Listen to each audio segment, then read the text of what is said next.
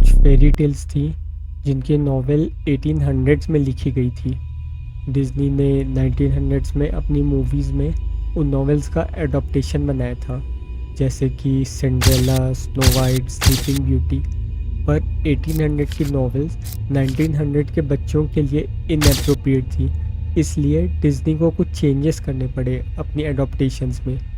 Adaptation word से ही समझ आता है पूरी तरह से ओरिजिनल स्टोरी नहीं है, पर उसके जैसी है। इस वीडियो में मैं ऐसी स्टोरीज़ की बात करूँगा जिनकी ओरिजिनल स्टोरी बहुत डिस्टर्बिंग थी।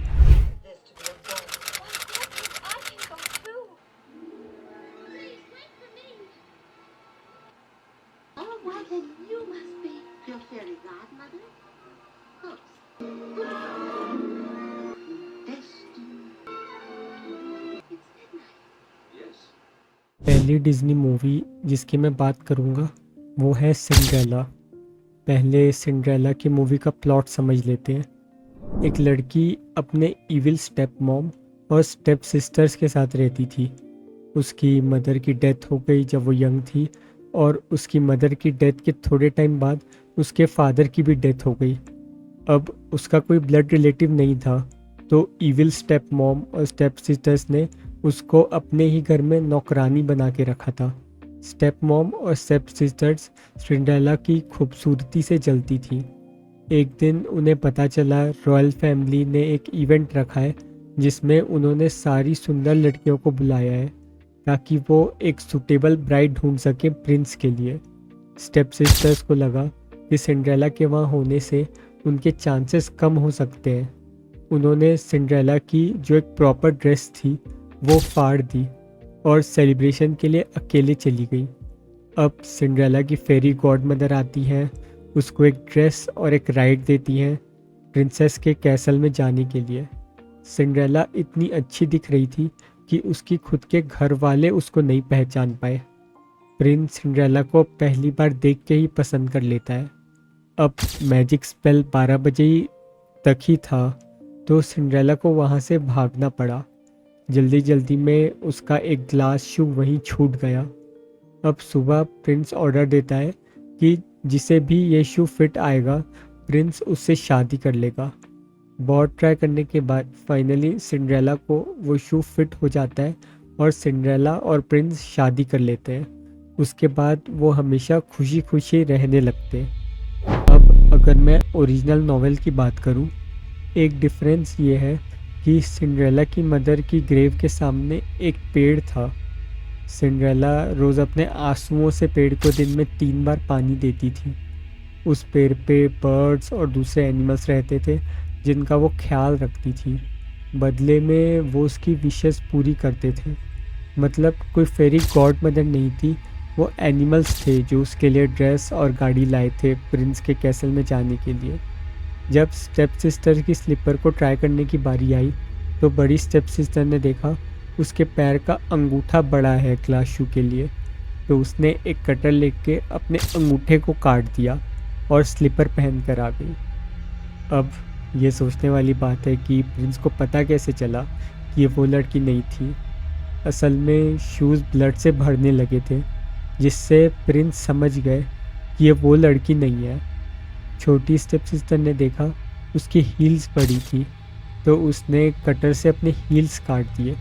सेम स्टोरी, प्रिंस ने देखा शूज़ ब्लड से भरने लगे और समझ गए कि ये वो लड़की नहीं है। सिंड्रेला की शादी को स्टेप सिस्टर्स भी अटेंड करने आ रहे थे, पर ऑन द वे वो बर्ड्स जिनको मैं पहले मेंशन कर चुका हूँ वो आती हैं और उनकी आँखों को नोच लेती हैं और उन्हें ज़िंदगी भर के लिए अंधा कर देती हैं। अब हम ये समझ सकते हैं कि राइटर्स स्टेप सिस्टर्स को सज़ा देना चाहते थे, पर अंधे होने वाली चीज़ बहुत ज़्यादा हो गई, और अपने पैर के अंगूठे और हील्स को काटना ये और भी डिस्टर्बिंग लगता है जब तुम ये सोचते हो कि ये उस टाइम के बच्चों के लिए लिखा गया था।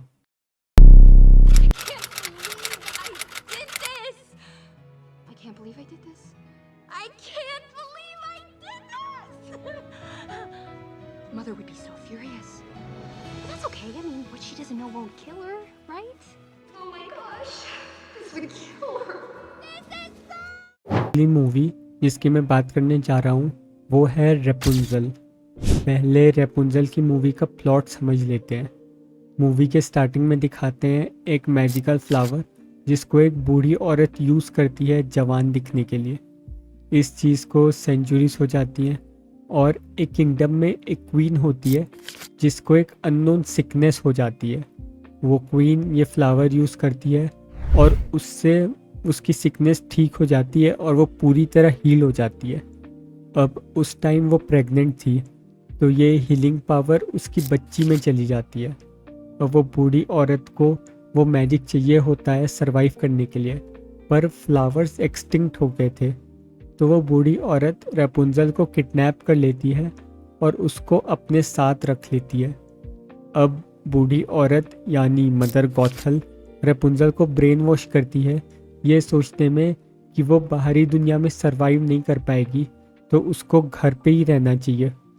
वो रेपुंजल के बालों को यूज़ करती थी फिर से जवान होने के लिए। रेपुंजल को एक दिन ये सब पता चल जाता है और वो बाहर चली जाती है जहाँ पे वो यूजीन से मिलती है। अब ये बात मदर गॉथल को बिल्कुल पसंद नहीं आती और वो सब कुछ करती है जिससे रेपुंजल कंट्रोल में रहे, पर यूजीन रेपुंजल के बाल काट देता है जिससे उसकी हीलिंग पावर्स चली जाती हैं। जैसे ही रेपुंजल के बाल काटे जाते हैं मदर गॉथल डिके होने लगती है और डस्ट बन जाती है। यूजीन मर रहा होता है पर रेपुंजल को पता चलता है उसके टीयर्स में भी हीलिंग पावर है और वो यूजीन की लाइफ सेव कर लेती है और अपने पेरेंट्स से फिर से मिलती है और हमेशा खुशी खुशी रहने लगती है। अब अगर मैं ओरिजिनल नॉवेल की बात करूं, असल में प्रेगनेंसी के टाइम पे रेपुंजल की माँ को एक फ्लावर रैम्पियन की क्रेविंग होने लगती है और उनके घर के बाजू वाले घर में रैम्पियन प्लांट ग्रो होते थे जिनको कि एक विच ग्रो करती थी। जब भी उसकी मदर को क्रेविंग होती थी रैम्पियन की, रेपुंजल के फादर उसकी मदर के लिए रैम्पियन चुरा कर लाते थे। एक दिन ये विच ने देख लिया तो वो रेपुंजल के फादर से एक डील करती है। वो बोलती है कि जब तुम्हारा बच्चा होगा तो तुम्हें उसको मुझे देना पड़ेगा, मैं उसको अपने बच्चे जैसे ही पालूंगी। और इस बात को रेपुंजल के फादर मान जाते हैं। विच ने 12 साल तक रेपुंजल को अपनी बेटी जैसे ही पाला, पर जैसे ही वो 12 साल की हुई उसको एक बड़े से टावर में बंद कर दिया। जब भी विच को उस टावर में आना होता था वो रेपुंजल को अपने बाल बाहर फेंकने के लिए कहती थी जिससे चढ़ के विच टावर में आ जाती थी। ये 2 साल तक चला। एक दिन रेपुंजल की सिंगिंग एक प्रिंस सुन लेता है और वो उससे मिलना चाहता था। वो रेपुंजल और विच को स्पाई करने लगता है और वो देखता है कि विच कैसे उस टावर में चढ़ के आती थी। एक दिन वो विच की आवाज़ निकाल के रेपुंजल को बाल फेंकने के लिए कहता है और रेपुंजल वही करती है और वो उस टावर में चढ़ जाता है। उस दिन के बाद से वो हर रोज़ रात को उससे मिलने आता था। अब विच को विज़िट के बारे में कैसे पता चला, तो उसने देखा रेपुंजल का पेट बड़ा हो रहा था जो सजेस्ट करता है प्रेगनेंसी। अब विच को गुस्सा आता है और वो रेपुंजल के सारे बाल काट देती है और उसको डेजर्ट में मरने के लिए छोड़ देती है। प्रिंस रात को जब आता है तो वो रेपुंजल के बालों को एज अ बेट यूज़ करती है प्रिंस को ऊपर बुलाने के लिए और वो उसको सारी बात बताती है। प्रिंस ये सुन के सदमे में चला जाता है और उस टावर से सुसाइड करने के लिए कूद जाता है, पर वो मरता नहीं है और कोई नुकीला पेड़ उसकी आंखों में गड्ढा कर देता है और वो अंधा हो जाता है। फिर वो सालों तक भटकता रहता है रेपुंजल को ढूंढने के लिए। फाइनली एक दिन उसको सेम गाने की आवाज़ आती है और वो इस आवाज़ को पहचान लेता है। रेपुंजल उसको देख के रोने लगती है जिससे उसकी आँखों से आंसू गिरते हैं और इन आंसुओं से वो हील हो जाता है और वो अपने सामने 2 ट्विंस को देखता है। फिर वो प्रिंस अपने महल में ले जाता है रेपुंजल को और वहाँ पे वो शादी कर लेते हैं और वो हमेशा के लिए खुशी खुशी रहने लगते हैं। इसी नॉवेल का प्लॉट जानने के बाद तुमको पता चल गया होगा ये नॉवेल सेक्स और प्रेगनेंसी पे बेस्ड है। सबसे पहले रेपुंजल के फादर ने विद से ये डील कैसे कर ली ये समझ के बाहर है। मैंने एज भी मेंशन किया ये बताने के लिए कि रेपुंजल सिर्फ 14 साल की थी जब वो प्रेग्नेंट हो गई थी। तो हम ये समझ सकते हैं कि अभी minimum age to get married 18 साल है, पर आज से 200 साल पहले ये एज काफ़ी कम थी। किसी लड़की के सारे बाल काट देना बहुत क्रूएल लगता है। प्रिंस के सुसाइड अटेम्प्ट करना और अंधा हो जाना दिखाता है ये बहुत ही ट्विस्टेड कहानी है। आज के टाइम के बच्चों के लिए तो बिल्कुल नहीं है। कंक्लूजन में यही बोलूँगा कि अगर 4 मेजर डिफरेंसेस बताने हो आज के टाइम में और 200 साल पहले के टाइम में, तो पहली चीज़ है एज ऑफ कंसेंट। पहले ये एज काफ़ी कम थी। दूसरी चीज़ है सज़ा देने का तरीका। आज के टाइम पे सज़ा देने के लिए जेल में डाला जाता है, पर पहले के टाइम पे बहुत डिस्टर्बिंग तरीके यूज़ होते थे सज़ा देने के लिए। तीसरी चीज़ है मर्डर या अटेम्प्ट टू मर्डर। ऑलमोस्ट हर नावल की स्टोरी में ये चीज़ फीचर की गई है, मतलब हो सकता है पहले के टाइम में ये बहुत ज़्यादा कॉमन था। चौथी चीज़ है सुसाइड। आजकल ये एक बहुत सेंसिटिव टॉपिक बन गया है, पर पहले लोग ये आराम से अपनी नॉवेल्स में बताते थे। 1950s के अराउंड डिज्नी वालों को पता नहीं कहाँ से दिमाग में आया कि इन डार्क ट्विस्टेड नॉवेल्स की कहानियों के ऊपर मूवीज़ बनानी चाहिए।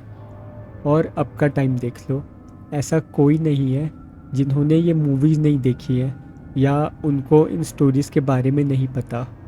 मूवीज़ तक तो सब ठीक है, पर अगर तुम मूवी के असली ओरिजिन पे जाओगे तो उनकी स्टोरीज़ काफ़ी डार्क हैं। अब मुझे कमेंट करके बताओ तुमको कौन सी बात सबसे ज़्यादा डार्क लगी। अगर तुमने वीडियो यहाँ तक देखी तो लाइक तो कर ही दो, और अगर तुम्हें कंटेंट क्वालिटी लगा तो मैं कम से कम ऐसे 25 और वीडियो तो बना ही दूँगा। तो चैनल को सब्सक्राइब भी कर लो। अगले वीडियो में मिलते हैं। इस वीडियो में मुझे बस इतना ही बोलना था। बाय।